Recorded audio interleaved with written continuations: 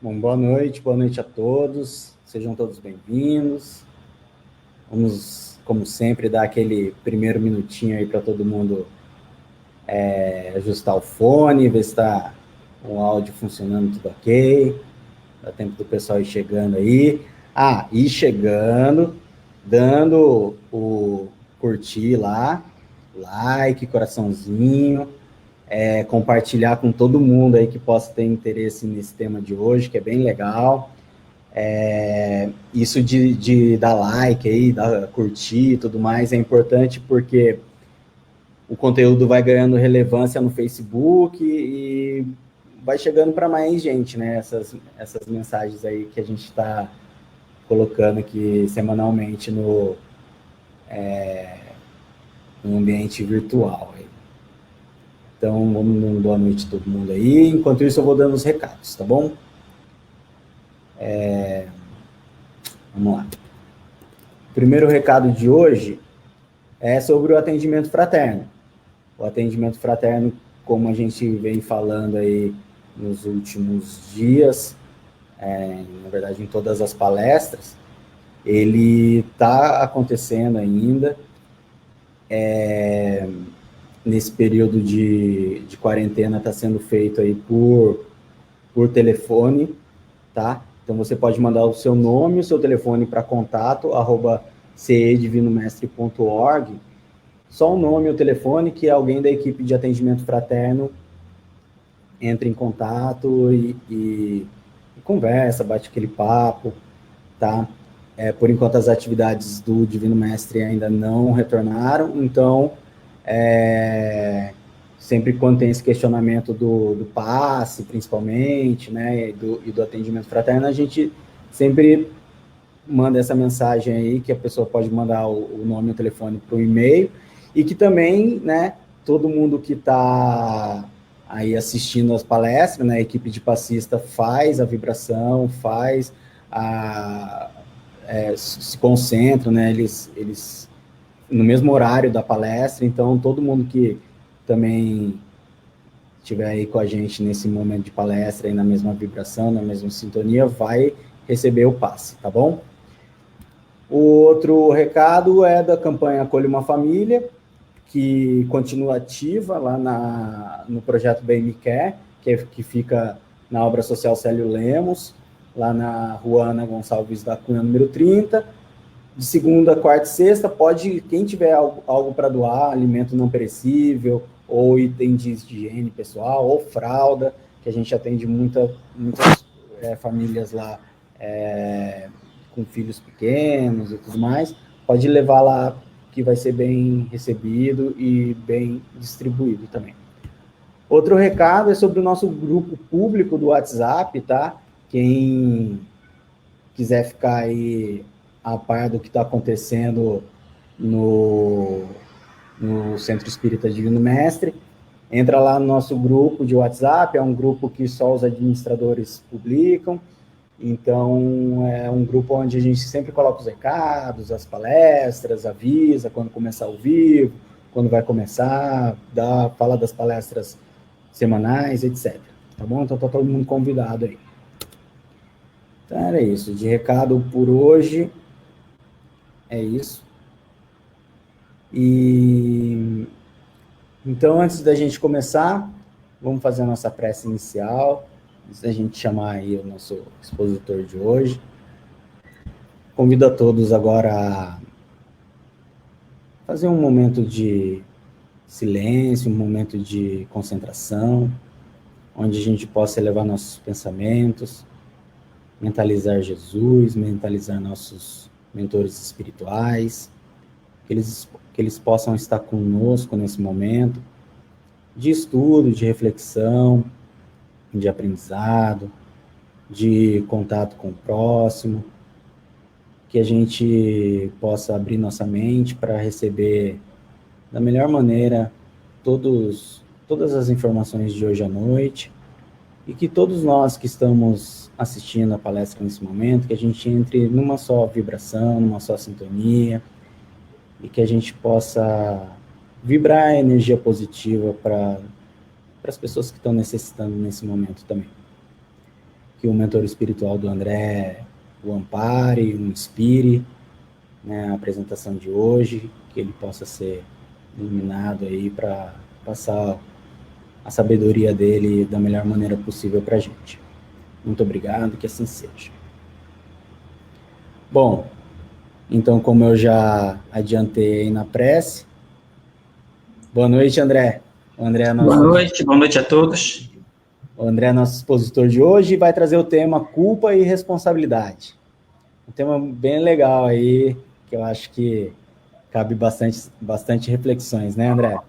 Sim, bastante. Deixa eu avisar que a gente estava fazendo um teste antes aqui, então vocês vão reparar que na apresentação do André vai estar a barrinha do PowerPoint em cima e embaixo, a gente ficou tentando tirar e colocar, e puxa para lá e puxa para cá, mas foi a única maneira que a gente conseguiu dele conseguir acompanhar também aqui os comentários, tá? Que é sempre um dilema aí, quem já fez a exposição sabe como é. Mas então ele vai estar acompanhando também a nossa telinha aqui e por isso vocês vão ver aquela barrinha, tá? Foi a única maneira que a gente conseguiu. Então, pode fazer pergunta, pode interagir, que a gente gosta, a gente vai colocando aí na tela as perguntas aí conforme for encaixando no tema e tudo mais, tá bom? Então, pessoal, fiquem com o André aqui, eu vou compartilhar já a primeira tela dele e eu volto no final aí para a gente se despedir, tá bom? Até mais, André. Boa apresentação. Pessoal, mais uma vez, é uma alegria muito grande estar aqui com vocês, compartilhando pelo meio tecnológico, né, que ainda não podemos estar juntos e nos abraçar, mas, graças a Deus, existe essa tecnologia que possibilita essa aproximação, que eu acho muito importante para todos nós. Bom, como o Leandro colocou, né, o nosso tema de hoje é culpa e responsabilidade, né, é um tema que, por mais que a gente leia, né, tem tantas coisas, né, que vêm à tona, e a gente, às vezes, fica em dúvida, logicamente eu não vou conseguir abranger, né, toda a complexidade, tanto desse sentimento de culpa, quanto de responsabilidade que a doutrina nos traz. Mas a gente vai pincelar algumas coisas, né, e eu acho que isso nos ajuda a refletir, né.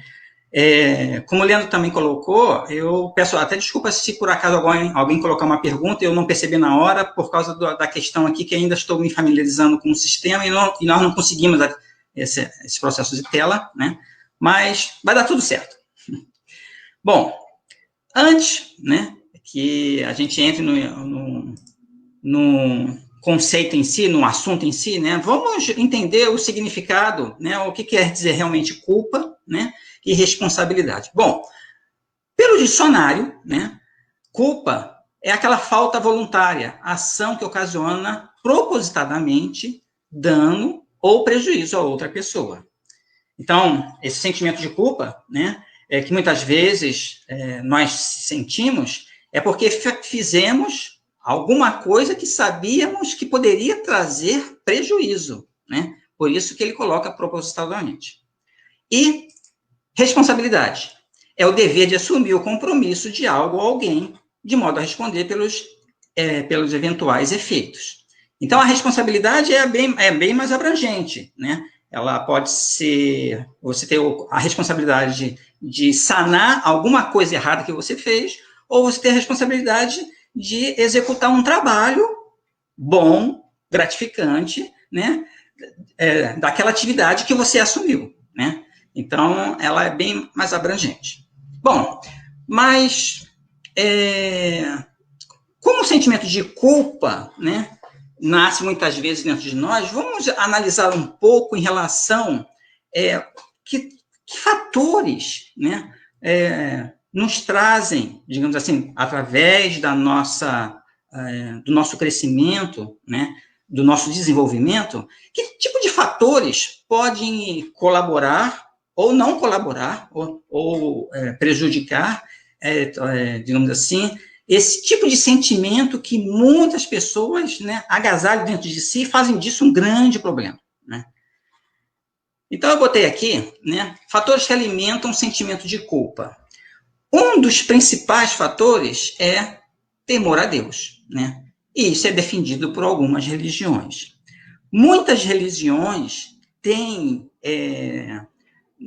trazido esse tipo de comportamento que é nocivo ao desenvolvimento das criaturas, né?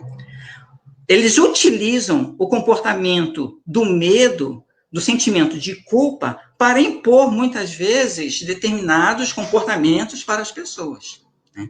Então, há ainda algumas religiões que difundem esse tipo de sentimento, né? É como se Deus age através do castigo, né, e da vingança, quando ele se sente decepcionado daquilo que nós, decepcionado por nós, né? E isso, talvez, mas antigamente isso era muito mais presente na nossa sociedade, né? Mas talvez hoje em dia as pessoas estão se libertando, mas ainda há determinadas religiões e ainda há idosos, principalmente, que tem essa cultura ainda, né, trazida desde a sua infância, né, que difundem esse tipo de comportamento. Então, aquela religião que traz, digamos assim, procura coagir a criatura através dessas colocações, né, é porque os próprios administradores ainda não conseguiram se libertar, né, e entender ou compreender, né, que realmente Deus é completamente diferente. Ele é todo amor, né, então as pessoas ainda estão presas a esses estigmas e que levam para muitas pessoas, e as pessoas não tiverem cuidado de fazer as suas respectivas análises, né, agasalham, né, através de uma cultura, esse tipo de sentimento. Um outro sentimento é a educação no lar, né, que muitas vezes são colocados por pais rigorosos ou violentos, né. Quantas vezes nós ouvimos frases, né, de pais, né, como se fosse assim, exemplo, você está vendo a besteira que você fez, né, vou te ensinar a ter mais cuidado, né? Ou então, uma outra colocação, né, olha, eu quero que você tire 10 na próxima prova, senão nós vamos conversar. Então, isso vai formando esse sentimento, essa cultura, esse estilo de educação, vai formando na criança que está em desenvolvimento aquele temor, né? Então, ela teme por ter feito alguma coisa errada, ela teme por não ter tirado a nota que os pais queriam, né? E fica temeroso por causa quais são as consequências disso. Então, se não consegue, agasalha o sentimento de culpa. E muitas vezes sofrem psicologicamente, né, por causa dessa pressão dos pais. E eu gostaria de colocar um terceiro, né, que nós poderíamos chamar de os heróis da vida profissional. Ou seja, a cobrança, né, da sociedade, que é uma sociedade materialista, né, onde nós vivemos, essa cobrança de que você tem que se dar bem na vida social. Você tem que vencer, conseguir os melhores empregos, você tem que ser o do primeiro da sala, você tem que conseguir uma posição maior dentro da empresa que você está trabalhando, né? E as pessoas, quando não conseguem, né, se frustram, né?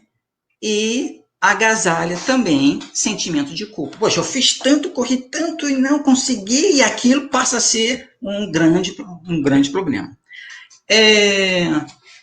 Nós temos relatos, sabemos muito bem que o Japão é um dos países que tem maior índice de suicídio, e de muitas vezes de jovens, né? E aqui também existe isso, né? Essa problemática de que a pessoa tem que realmente vencer profissionalmente, vencer na sociedade perante os outros para se colocar como aquele diferencial, né? Quando isso não acontece, né, há muitos jovens, né, que acabam se suicidando por causa desse sentimento de culpa, né? Já, como foi dito, né? Isso acontece muito no Japão, mas o índice, a gente podia até fazer uma pequena análise, né? Mediante a pandemia que nós estamos enfrentando, quantas pessoas perderam o emprego?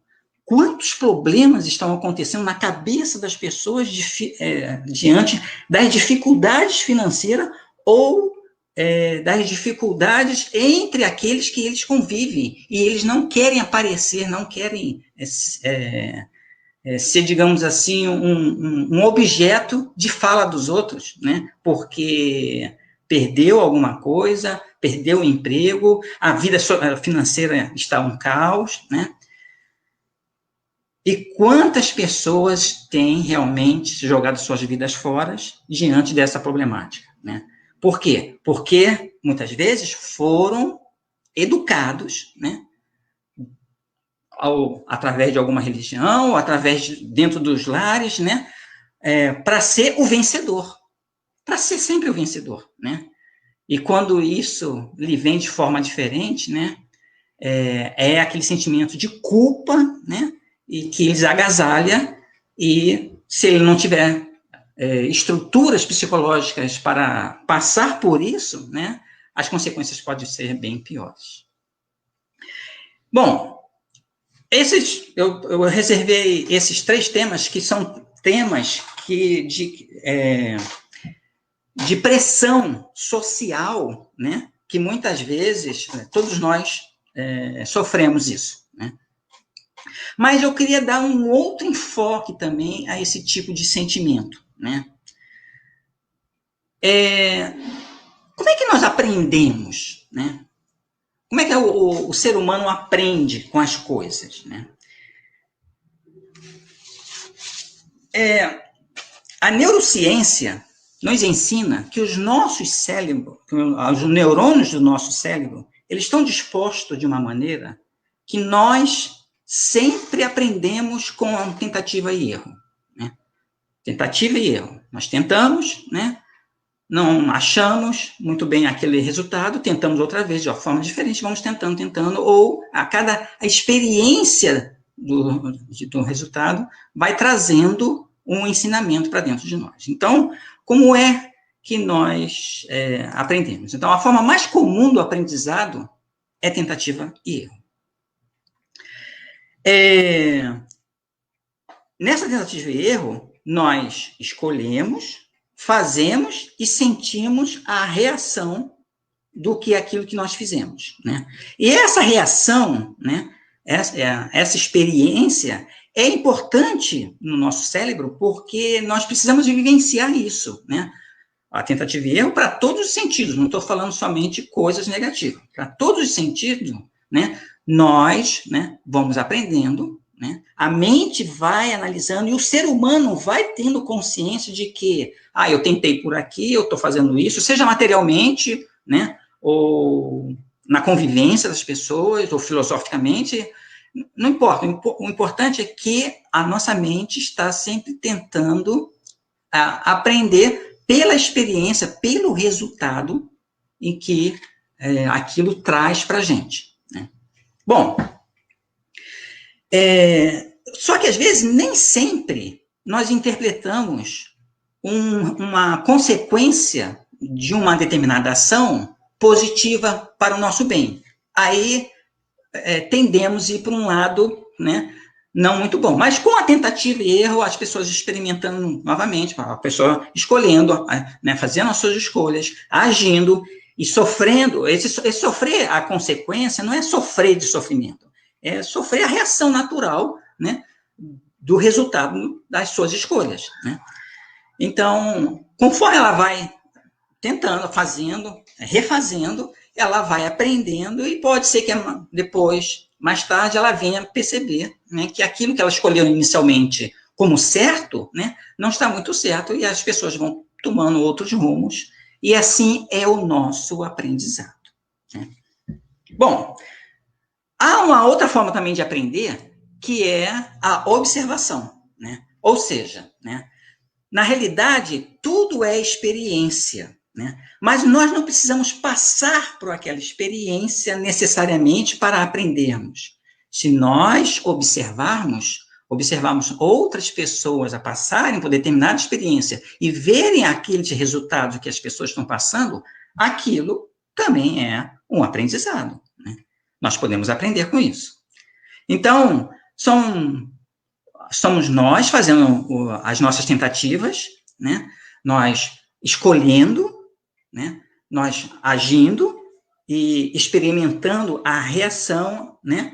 Experimentando as consequências daquela ação, ou observamos as pessoas e as consequências das ações das pessoas, e muitas vezes, se pararmos para analisar, nós podemos fazer as nossas analogias, nossos estudos, e verificar se aquilo foi bom que a pessoa passou, ou se aquele caminho que a pessoa está escolhendo não é muito bom, então eu também não vou seguir por ali, né?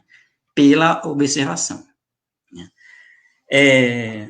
Mas é necessário que nós estejamos atentos, né? Observando, porque a experiência, né? O exemplo fala muito alto, né? E muitas vezes as pessoas estão vivendo ao nosso lado, e nós nem percebemos, né, as consequências das ações das pessoas. Não que a gente tem que ficar, né, olhando as pessoas, não é nesse sentido.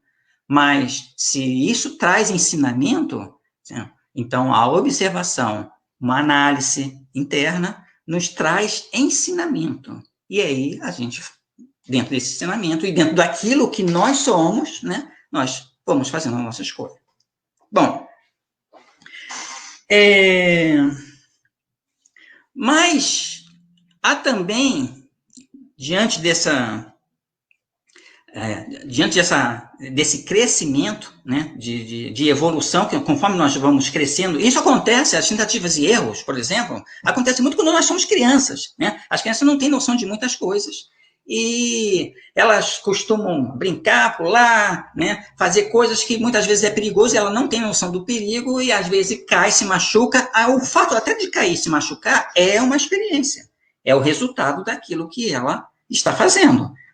E talvez ela ainda não tenha discernimento para analisar, mas, né, não vou pular por aqui, né? Não vou brincar por aqui, porque eu posso me machucar de novo. E isso vai trazendo, vai formando a nossa mente, né? Desde o início, porque nós ganhamos uma mente 0 quilômetro, formatada. Então, todas essas experiências traz ensinamentos. E nós vamos escolhendo, vamos observando, vamos aprendendo, né? E se nós observarmos os outros, aprendemos mais ainda. Bom, a questão é, dentro essas consequências, né, está a lei da ação e reação. Porque se é tentativa e erro, se é a experiência que nós temos que passar, então a lei de ação e reação rege a experiência e promove a oportunidade do aprendizado, né? Mas é exatamente aí, né, que pode entrar aqueles fatores que nós conversamos inicialmente, né? Essa oportunidade do aprendizado vai depender muito de como nós somos afetados, né, socialmente ou culturalmente, né? E que forma, ao longo dos anos, vai formando a nossa personalidade, a nossa maneira de pensar e de analisar as coisas e tirar as nossas próprias conclusões. Então, a reação, a lei de ação-reação, que natural, vai trazer para nós a experiência, né? Essa experiência vai depender muito de nós, né? De como nós interpretamos isso. Então, vamos botar em termos práticos, talvez a gente esteja falando assim, muito filosoficamente, vamos trazer alguns exemplos. O menino, por exemplo, né, que tenha no máximo 2 anos de idade, ou menos do que isso, né, que ele pega um copo d'água, né, e ele vem, né, com aquele copo d'água para beber, e ele deixa cair a água, o copo, né. Nós, como os pais, como é que agimos? Nós culpamos o nosso filho, né? Ele é culpado por ter derramado o copo, né? Ter derramado a água, né? Ou nós o responsabilizamos? Como é que nós tratamos esse aprendizado, né? Que nós estamos muitas vezes acompanhando, que são os nossos filhos, e que nós passamos por isso também. Por isso que nós já temos muitas vezes uma personalidade formada e dentro daquela formação, o resultado, né? A forma de como você vai agir também para o seu filho, às vezes é fruto daquela formação que você teve. Mas, logicamente, aquela criança não é culpada. Ela não é culpada por ter derramado água. Mas também se a gente não falar nada, né? Ela também não vai aprender. Ela não vai ter, não vai desenvolver gradativamente uma consciência de que eu não tenho idade motora ainda para levar um copo de água. Mais culpada ainda seria a pessoa que deu o copo de água na mão de uma criança tão jovem assim, né? Mas, e a gente vai ficar quieto? Né? A gente só apenas, olha, não, realmente meu filho não tem culpa nenhuma, né? Então a gente vai lá, pega o pano, enxuga a água, né? Enxuga o chão, tal, direitinho, e não passa nada para o nosso filho, isso também não ajuda, né? Então, o que é importante? É compartilhar, né, as consequências daquela ato muito simples com o seu próprio filho, né? Ou seja, né? Olha, filhinho, né? Você deixou cair a água aqui, ó. Mas olha, é importante que você não pegue mais esse tipo de copo assim para não deixar a água aqui. Vamos pegar o paninho, né? Lá, aí pega o paninho. Ó, vamos abaixar aqui, nós dois, vamos enxugar o pano, né? Vamos enxugar a água, vamos deixar tudo direitinho, tá? O que nós estamos fazendo, né? Nós estamos ensinando a criança a ter responsabilidade. Porque por mais que ela não seja culpada, entende? É importante que ela veja até nos mínimos detalhes a responsabilidade dos seus atos. Toda vez que nós ensinarmos, né, crianças assim, né, pequenas assim, com carinho e compartilhando da ação, né, da solução do problema natural que foi causado, o que nós vamos desenvolver nos nossos filhos, né? Primeiro, ele vai aprender que tudo tem uma solução, entende? Ele não vai ficar. Você não agiu com violência, né? Não, né? Pelo contrário, né? Você foi muito amoroso em sanar aquela dificuldade. Então, mesmo ele compartilhando, aos poucos ele vai aprender que tudo naturalmente tem solução. E vai aprender mais ainda, ele vai aumentar a capacidade de perdoar os outros. Por quê? Porque quando os outros também errarem, ele vai ver isso com simplicidade. Então, dentro desta simplicidade, né, ele vai observando que juntos poderemos solucionar todos os problemas. Então, é o conceito de responsabilidade que vai criando, vai nascendo dentro da criança. Completamente diferente se os pais fossem rigorosos. Olha o que você fez, né? Você deixou cair água ali, vai lá, pegue um pano, enxugue isso aí. Às vezes a criança não tem ainda nem noção, né? Mas a reação do pai violenta, né, dos pais que podem ser uma violenta, totalmente contrária a um ato, né, que ocasionou, um ato de uma criança que ocasionou um pequeno problema, né, pode trazer para a criança esse sentimento de culpa, né, e esse medo para não errar mais, né. E se nós, mais uma vez, agirmos diferentemente, né, incentivar ele que, olha, tudo pode ser resolvido, isso acontece, vamos enxugar, né? Essa experiência que ele está passando vai fortalecer nele a capacidade de perdoar outras pessoas. Então, por quê? Por que precisamos perdoar as outras pessoas? Com essa visão de que as outras pessoas também erram, né? E as coisas podem ser consertadas, as coisas podem ser resolvidas, né? Então, o que depende, né? Ou seja, este aprendizado ele será mais ou menos significativo dependendo da maneira de como nós nos vemos e como nós vemos o que fizemos, né?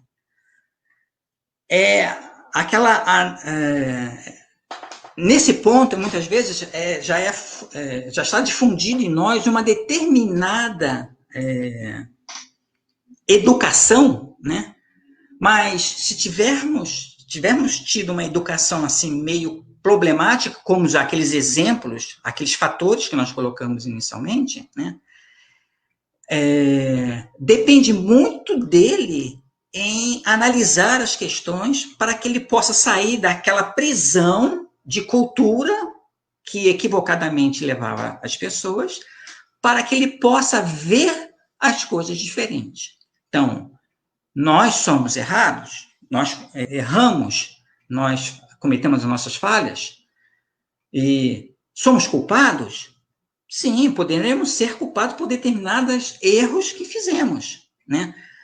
Mas é importante que nós tenhamos, primeiramente, a consciência de que vamos assumir a responsabilidade e não nos torturarmos pelas causas dos nossos erros, né? Isso tudo são consequências, digamos assim, de comportamentos humanos que sempre vêm à tona de acordo com aquilo que nós, né, de como nós vemos e como nós enxergamos nós mesmos e como nós vemos aquilo que nós fizemos, né?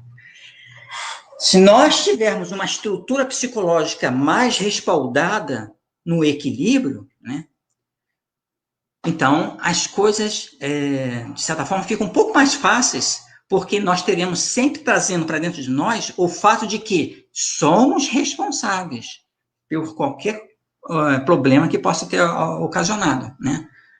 Eu posso ser culpado? Sim, posso ser culpado. Vamos pegar um outro exemplo, né, para que a gente possa encaixar essas colocações. Vamos supor que você vai sair de carro, né, vai fazer um serviço, aí você sai de carro, de repente você passa por cima de uma pedra, o pneu estoura e você perde um pouco da direção e atinge uma pessoa que está encostada, né? Vamos supor que você machucou a pessoa. Se você tem essas estruturas psicológicas já um pouco mais formatada na questão de que nós somos responsáveis por aquilo que fazemos, né? Então, você vai agir, vamos dar todo o atendimento, você vai parar, puxa, bati o carro, ainda machuquei uma pessoa que estava parada aqui, aí chama o socorro, fica ali do lado da pessoa, porque isso é lei, né? Fica ali do lado da pessoa, o socorro vem, você presta todos o auxílio necessário, a pessoa é transportada, né, para um hospital, para uma clínica, né? E se você puder, você vai acompanhar, é aberto muitas vezes um boletim de ocorrência, né? E você se coloca, não, o pneu estourou, eu perdi a direção e infelizmente atingi a pessoa. Você faz tudo o que uma pessoa com senso de responsabilidade faria corretamente. Então, você não traz para dentro de si um sentimento de culpa. Você apenas tem aquela responsabilidade e você agiu corretamente em todos os fatores, em todas as etapas daquele problema que foi ocasionado. Agora, vamos analisar um pouquinho diferente. Vamos verificar se você, antes de sair com o seu carro, você observou que o seu pneu já está um pouco gasto, né? Aí, você pensa assim, poxa, será que eu devo já trocar o pneu e tal? Ah, mas eu acho que dá para aguentar uma semana, né? E no próximo final de semana eu vou trocar esse pneu. Aí você pega o carro e sai. E acontece a mesma coisa. Você passa por cima de uma pedra, o pneu estoura, você derrapa na estrada e atinge uma pessoa, vem machucando a pessoa, né? Se você é a mesma pessoa, tem esse conceito de responsabilidade, você vai agir da mesma forma. Mas, né, muitas vezes, vem um sentimento, pode vir um sentimento de culpa. Puxa vida, né? Eu bem que observei o meu pneu que estava desgastado e eu não quis trocar agora. Olha só o que ocasionou. Pode até ser a pedra, que você passou por cima da pedra e ele veio a estourar, né? Mas aquilo lhe traz um sentimento de culpa. Com as mesmas estruturas psicológicas de responsabilidade, por mais que você se sinta culpado, né, você vai agir e vai fazer todas as ações que você faria se não tivesse com o pneu desgastado. Você vai ajudar a pessoa, vai telefonar para o socorro, vai ficar ali do lado dela, dando todo o socorro, e talvez ainda vai até visitar ela mais uma vez, né, porque, poxa vida, né, eu poderia ter trocado o pneu, né. Então, percebem que o sentimento de culpa ele pode existir. Nós não estamos aqui colocando que, não, vamos deixar a culpa de lado, né? Não, o sentimento de culpa pode existir.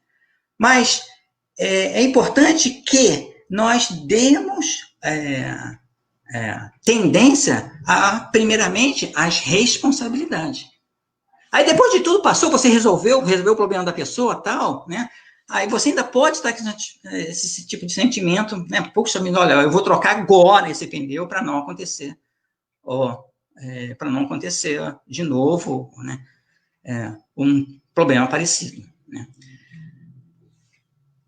Quando a pessoa não tem essa estrutura de mais bem formada em relação às suas responsabilidades diante da vida, né?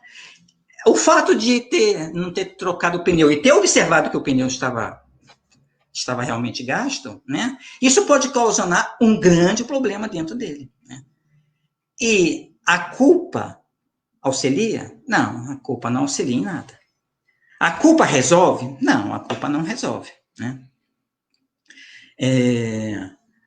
Se nós ficarmos sentados, lamentando, né, diante de um problema assim, né, nós não vamos caminhar, né?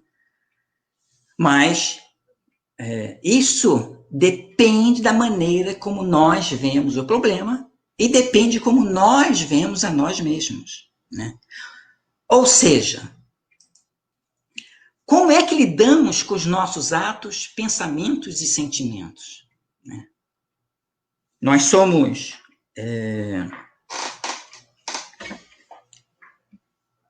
críticos com nós mesmos, né? Quando eu me referi àquele exemplo do menino em relação ao copo, né, é que Jesus nos ensina a perdoar a 70 vezes, 7 vezes, né?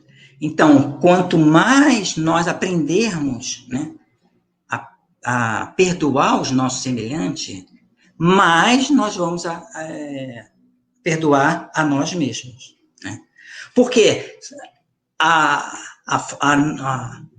o reverso também é verdadeiro. Quanto mais sermos críticos em relação aos nossos semelhantes, mais críticos seremos quando analisarmos os nossos atos, pensamentos e sentimentos, né? Então, por isso que no próprio Evangelho coloca, né? Sereis julgados da mesma forma que costuma julgar o seu próximo. Então, se a pessoa é aquela pessoa, né, casca grossa, né, como nós muitas vezes colocamos, né? Não, eu falei que isso aí você não está certo, você fez isso errado, não sei o quê. A pessoa que gosta de acusar e levantar o dedo para as outras pessoas, nós faremos a mesma coisa conosco, né? Se nós não tivermos esse tipo de cuidado. Mas André, será que realmente faremos, né? Afinal de contas, nós tendemos a nos absolver, né? Jesus colocou muito bem, será? Não, o Evangelho, né, traz isso muito claro, né? Nós seremos julgados da mesma forma que julgamos os outros, né? Então, é uma lei interna, porque quando caímos em si, mediante o erro que ocasionamos, né, essa lei interna começa a nos cobrar. É através... o cair em si vem o remorso, né? E o que é o remorso? É justamente aquela pedra, digamos assim, em brasa, que está dentro de nós a nos queimar, né? E se nós não soubermos trabalhar com esse tipo de coisa, né? Com esse tipo de sentimento, né? Isso traz grandes problemas psicológicos. Então, por isso que não só no Evangelho, né, nos incentiva e nos ensina, né, perdoar os nossos irmãos, aprender a perdoar aqueles irmãos, porque eles erram por muitas vezes ignorância, como nós erramos. E se nós entendemos cada vez mais esses irmãos, estaremos também trazendo entendimento para nós mesmos. É aquele dedo que, como o pessoal costuma falar, né? Quando, na realidade, eu estou apontando alguma coisa para alguém, esquecemos do outro dedo, né? Que está apontando diretamente para mim. Né? E isso, por mais que a gente pense, mas será que isso realmente acontece? Quando estamos encarnados, né? A estrutura orgânica, ela é um filtro muito grande. Mas quando nós, principalmente, partimos para o outro lado, né, tudo se torna mais real. Então, o sentimento de amor é mais amor, como o sentimento de ódio é mais ódio. Tudo está à tona, tudo é realidade. Nós deixamos de ter essa matéria que nos engana perante uns aos outros, né, e passamos a ser visivelmente nós mesmos. Então, se eu fui casca grossa para com os outros, eu serei casca grossa para as minhas falhas, quando essa falha, né, desperta na consciência de que isso que foi feito não está certo. Então, o que nós podemos concluir diante disso tudo? Né? Nós nos culpamos ou nós nos responsabilizamos? Há diversos exemplos nos livros, né, da doutrina, né, que trazem vários casos, né? E um deles, que há pouco tempo eu tive a oportunidade de ler, aquele livro que não tem muito tempo de ter sido lançado, tem alguns, acho que uns 3 anos, mais ou menos, né, que é aquela Perturbações Espirituais, em que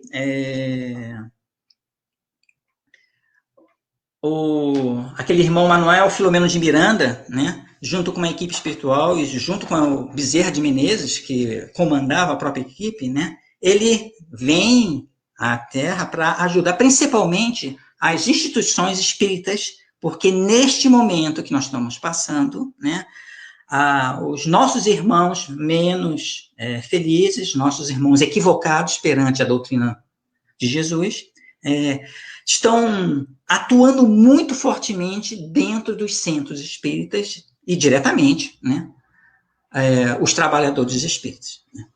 E ali, naquele livro, ele traz um caso, né, bastante significativo, que um centro, uma determinada instituição espírita, né, o seu dirigente começou a ter outros comportamentos que os próprios trabalhadores começaram a perceber o comportamento meio desajustado daquele dirigente, que era uma pessoa altamente respeitada dentro daquela casa. E por ele não ter um casamento muito firme, já havia há alguns anos, né, convivendo com problemas dentro do lar com a sua esposa, né, dentro do centro espírita, ele se envolveu com uma outra pessoa, né?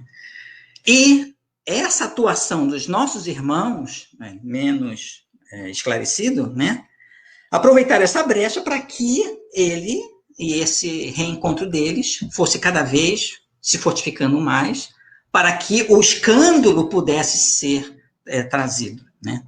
E ele não tendo realmente essa estrutura de cuidado, né, e de vigilância para consigo mesmo, ele se envolveu com uma garota e veio a engravidar essa menina, né? E quando a menina veio trazer essa informação que ela estava grávida, uma das primeiras reações foi, que tal fizermos o aborto? Porque eu sou dirigente de uma instituição, o que vão pensar de mim, né? Esse meu comportamento, né? E até a própria menina se assustou, porque ele era uma pessoa que dentro do centro espírita colocava completamente diferente essas questões, né?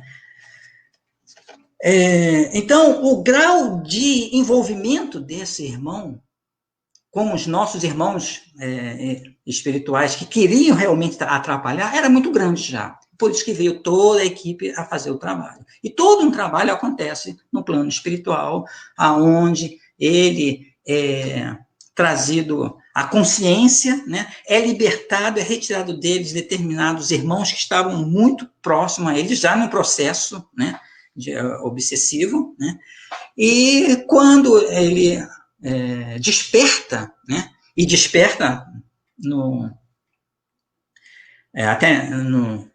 na matéria, né, um outro tipo de pensamento passa a florescer na sua mente. Mas o problema já tinha sido feito. Então, o que ele faz, né? Ele reúne a equipe espírita, né? E pede perdão a todos, mas por problemas diversos, né? Que ele estava passando, por problemas particulares.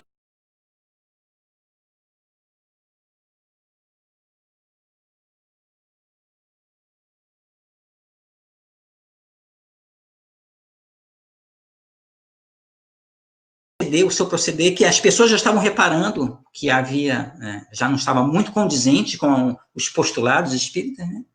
E ele se afasta do centro espírita. Ao mesmo tempo, né, ele reúne a família, junto com a esposa e com os filhos já crescidos, e coloca que está se separando da esposa, porque o casamento já não estava muito adequado. E ela também estava vivendo com ele para trazer uma demonstração pública de que tudo estava bem mediante o trabalho que realizavam, né, socialmente, dentro de uma sociedade espírita, né. E ali ele coloca que queria se separar, né, e que pedia perdão aos filhos, né, porque sabia que os seus atos não estavam condizentes com um pai responsável, né.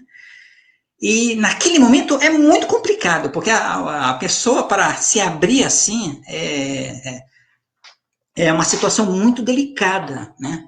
E os filhos choram por causa disso e perguntam o porquê. E ele não omite. Ele coloca que se realmente se envolveu com uma jovem e que essa jovem agora espera um filho dele e ele tem que se responsabilizar por essa nova criança que vai nascer. Então, aquilo cai na família como um problema gigantesco, mas os filhos compreendem porque ele foi extremamente sincero, chorando, pedindo perdão aos filhos, né? Mas a família compreende e os laços ali vão sendo, né, separados. E ele depois, né, conforme o livro vai colocando, ele vai procurar a menina, pede desculpa pelos livres de problemas desse tipo. É por isso que a importância da leitura, da análise, da observação, né, para que possa trazer para dentro de nós estruturas psicológicas para evitarmos certas situações, né, que a vida nos coloca, isso é de suma importância, né, de suma importância. E ele foi, daquele ponto em que ele conseguiu se libertar dos irmãos que lhe influenciavam, ele foi amplamente ajudado pela equipe espiritual, mas ele assumiu as suas responsabilidades e seguiu a sua vida. Então, a questão é como nós vamos lidar com os nossos atos, pensamentos e sentimentos. Né? Se ele tivesse agido, né, sem pensar, ele continuaria colocando para aquela jovem uma solução de aborto, né, para que ele pudesse estar isento, né, de qualquer escândalo que poderia sair e ele continuar, né, equivocadamente nas atividades, na família que ele ocupava. Né. Mas não, né, ele foi ajudado e assumiu já a responsabilidade. E é exatamente isso que a doutrina nos traz, né? Somos culpados de determinadas ações? Sim, né? Poderemos ser, sim. Mas a responsabilidade deve vir logo em seguida, para que ela possa clarear a nossa mente o que eu devo fazer para sanar as minhas dívidas, né, que eu formei inadvertidamente, né, e voltar a ter paz novamente. Diante de todos esses conceitos, para complementar, né, eu espero que o tempo aí me permita, né, complementar essas colocações, né, tem uma pergunta muito interessante, né? Expiar, ou seja, sofrer as consequências dos erros pretéritos, nos colocará quite com a lei divina? Né? Então, né, a resposta é não. É necessário restabelecer a paz e a harmonia perante aqueles que ofendemos ou perante as situações desastrosas que geramos, a fim de reconquistar a própria paz de consciência. Essas colocações foram tiradas daquele livro Ação e Reação. Né? Quem teve a oportunidade de ler, né, a Ação e Reação de André Luiz, vai se lembrar que tem o mentor de André Luiz, de nome Silas, né, ele colocou, né, teve um capítulo lá que ele colocou o seu problema, né, e o seu problema realmente era muito complexo, né, mas bastante interessante em relação ao assunto que nós trazemos. Rapidamente, eu vou dar uma pincelada, né, quando ele era jovem, né, ele nasceu numa família que tinha dinheiro, o pai era advogado, né, e ele tinha uma mãe muito carinhosa, mas a mãe veio a falecer mais cedo do que se esperava, né. E ele, pelo incentivo da própria mãe, ele se tornou médico, mas como ele tinha na cabeça dele que ele queria ser médico por ostentação, né, e de usufruir, né, e sugar dos outros, aqueles que pudessem pagar altas quantias, né, mediante os seus conhecimentos, né, o seu trabalho, né, ele só buscava, né, a riqueza, né, diante daquilo que ele procurava, ele procurou na sua formação, no seu meio social. Né. Com o falecimento da mãe, né, não passou muito tempo, o pai veio a se juntar com uma outra moça. Né. E aí ele achou que aquela moça estava invadindo a sua residência e iria dividir os seus valores materiais, né, os dotes, a sua questão financeira, né, que o pai tinha formado, ele teria que dividir com aquela moça. Então ele passou a ver aquela moça como uma intrusa, né, e não a tratava muito bem, e aquele sentimento de intrusa foi cada vez mais se fixando nele, né, até que ele arranjou uma maneira de que ela sofresse um escândalo diante do pai para que o pai pudesse descartá-la. Né? E ele agiu dessa forma, montou uma uma estratégia perante um antigo primo que ela tinha, que ela já tinha tido uma determinada situação. Então, ele trouxe o primo para dentro de casa e fazendo aquele jogo de unir uma pessoa a outra, né? Nesse inteirinho, o pai adoece e fica mais retido no leito. E aí ele vê nessa possibilidade a questão de juntar mais ainda aquela mulher que ele invadiu, que ele acha que ele invadiu a residência, junto com aquele primo. E assim ele foi trabalhando até que ele arma, né,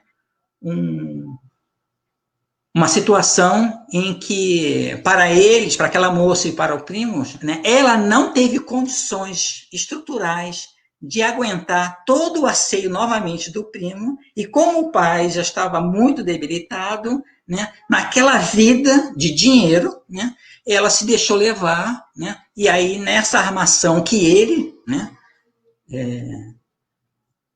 desenvolveu, ele traz o pai e os pega, né, dentro de um quarto, e aí aquilo acaba com o pai, e aí ela acaba com ela também, ela sofre aquele impacto, né, aquela descoberta, né, aí o primo é expulso dentro do lar, então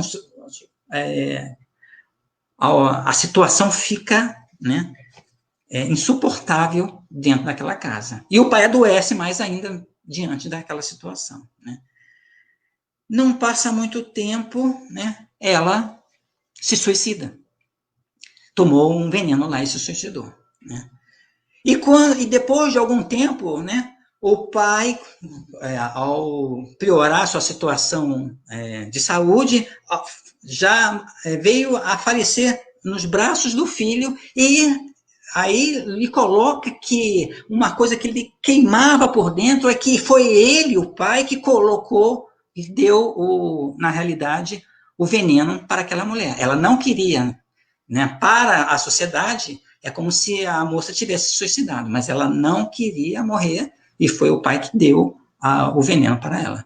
Aquilo para o filho, ele não esperava as consequências do seu ato. Aí, o pai veio a falecer, aí ele fica totalmente atordoado, né? Pega a sua fortuna, vai viajar tentando esparecer, fugir daquilo que está dentro dele, né? Mas nada lhe traz satisfação, volta para aquele lar vazio, né? E sofre as consequências até que, inadvertidamente, ele venha tomar um frasco que ele pensava que era de um remédio, e era um arsênio que estava em um frasco parecido, e ele vem morrer da mesma forma que aquela moça que estava se unindo com o pai veio a falecer, né? Isso é o mentor de André Luiz colocando seus próprios, né?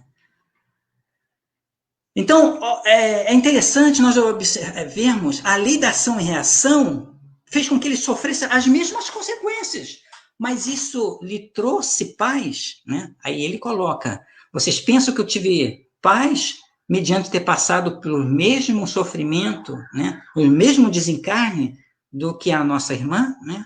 Pelo contrário, né? Eu sofri muito na erraticidade, né? E quando eu fui ajudado, resgatado, né?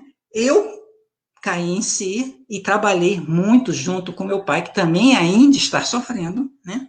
E tenho trabalhado para que eu possa resgatar aquela moça, né? E trazer ao equilíbrio que eu mesmo, né, fiz ela desequilibrar, né? Então, é o sentimento de culpa que não foi sanado pelo fato de ele ter morrido da mesma forma. Ali, a lei da vida, a lei da ação e reação, né, lhe agiu da mesma forma, pela maneira como ele alimentava aquela situação toda, né? Mas, mesmo que ele tenha espiado, como a colocação faz, né, ele sanou as suas dívidas que estão dentro de nós? Não, né? A resposta aqui é muito clara, né? É necessário restabelecer a paz e a harmonia daquele que nós ofendemos. E isso é uma cobrança interna, né? Isso é uma cobrança interna que mexe diretamente na nossa consciência, porque isso é lei. É a lei de Deus dentro de nós. Em que nós, muitas vezes, temos a tendência de camuflar. E camuflamos muito bem, principalmente aqui encarnados. Né? Camuflamos muito bem. Mas há coisas que, mesmo aqui encarnado, há coisa que pesa na nossa consciência. Né? Então, quando ele caiu em si, ele trabalhou, ele se sentiu responsável. Não, eu tenho que voltar. Então, é o plano dele, né? É o plano do mentor. Ele tem que voltar à Terra, trazer essa moça à Terra de novo, né? E cuidar dela, né? Como a vida vai lhe colocar, né? Para que ela possa restabelecer o equilíbrio que também ela sofreu, por mais que ela se deixou levar, né? Por aquele primo, né? Foi toda uma artimanha montada para que ela, para que o pai visse que ela não deveria estar dentro de casa. Então, ela também sofreu muito com isso, e a culpa desse sofrimento, as consequências desse sofrimento, está repercutindo no próprio Silas, né? E ele precisa restabelecer a paz. Então, meus irmãos, né? É isso que eu queria trazer para vocês, né? Desculpe se já está passando um pouquinho do horário, né? É que culpa e responsabilidade estão muito próximas, muito próximas. Nós temos o exemplo de Judas, né? Judas, caindo em si, ele se enforcou. Saulo de Tarso, caindo em si, fez maravilhas, né? Saulo de Tarso também perseguiu, matou, né? Ele apedrejou Estevão, né? Naquele livro Paulo de Tarso, quem teve a oportunidade de ler, né? E quando ele caiu em si, ele se virou para Jesus e lhe disse, né? Jesus, o que quer que eu faça? Né? Isso é assumir as responsabilidades e vamos para frente, vamos trabalhar, vamos ser diferentes. Que nós possamos ter esses conceitos, digamos assim, claros para dentro de nós, para que nós possamos ajudar outras pessoas também que deturpam esse sentimento, essas colocações, que às vezes são frutos de uma educação, que traz desde lá do berço, pelos seus pais, pelo meio social, e isso lhe entrava, né, a libertação, né, a libertação de uma consciência. Nós estamos lutando para isso, e que Jesus nos auxilie para que nós possamos chegar até o fim, né? Não querendo só finalizar, há uma pergunta ainda muito interessante. Ó. E quando ainda não possuímos a consciência do erro praticado, né? Poderemos sofrer as consequências imediatas, segundo a lei de ação e reação. Foi o que aconteceu com Silas. Né? Entretanto, conforme a nossa consciência acorda para a santidade da vida, aspira a resgatar dignamente todos os débitos de que se onerou perante a bondade do Pai. Ou seja, a lei está dentro de nós. Né? Não vamos ver ela como alguém que nos desperta para que nós possamos vir a sofrer e agir diferente. Não. Que passamos a ver essa lei como um clarim, né? Onde conscientemente, né? E gradativamente, porque ninguém muda de uma forma para outra, mas gradativamente, né? Possamos mudar os nossos comportamentos sempre em direção ao amor de Jesus. Tá bom, meus irmãos? Peço mais uma vez desculpa por ter passado os 4 minutos, né? E eu chamo mais... eu gostaria de fazer a prece final, né? Não observei nenhuma pergunta aqui, então acho que não passou patito, né? Em questão de perguntas, né? Se alguém fez uma pergunta e eu não vi, peço desculpas, porque realmente eu não reparei, né? Mas eu gostaria de pedir a todos que pudéssemos fazer a nossa prece final, né? Elevando o nosso pensamento a Jesus, esse grande amigo que temos junto de nós, infinitamente, né? E que ele, com sua luz, possa suavizar o nosso coração e clarear a nossa mente, a fim de que possamos vigiar as nossas ações com mais discernimento, mais equilíbrio e mais amor. E que possamos nós também entender mais ainda os nossos irmãos, que através da luz de Jesus possamos abraçar aquele que também carece tanto de uma palavra amiga, de um perdão, de um abraço, de um carinho. Graças a Deus assim seja. Muito obrigado, viu, André? Muito legal essa reflexão aí. Deixa eu tirar aqui a sua apresentação.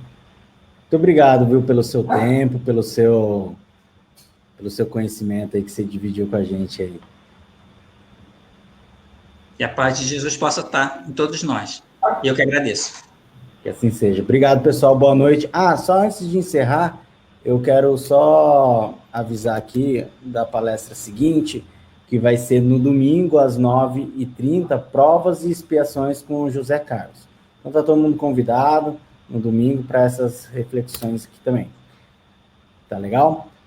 Muito obrigado de novo, André. Boa noite a todos que acompanharam e até a próxima.